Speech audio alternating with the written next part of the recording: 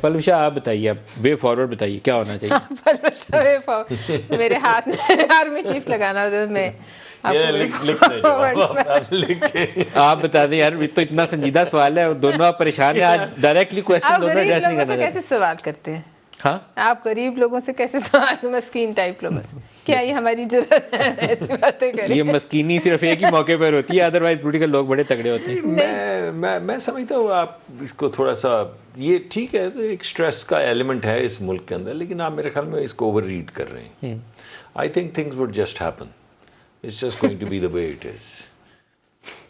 ایک فائل آئے گی، ایک اپوائنٹمنٹ ہوگی، and the next morning would be under day, and next morning prime minister would fly out.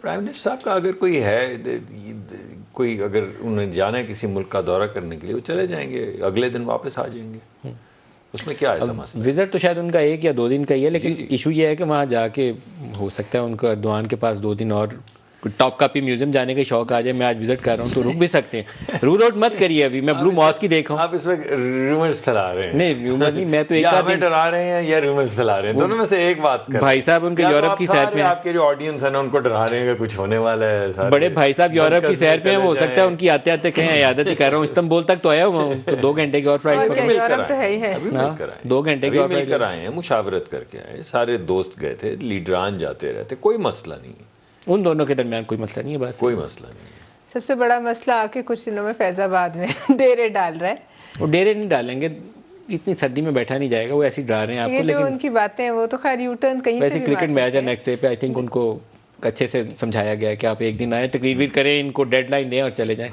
سارے عقل مند لوگوں نے ان کو یہ بات سمجھائی ہے کہ آپ کے یہ فائدے میں نہیں جائے گا بیٹھنا۔ سمجھ جائیں تو بہت اچھی بات ہے، لیکن میں نے جیسے آپ کو کہا، میں ان کی تقریبی صلاحیت پہ پورا یقین رکھتی ہوں۔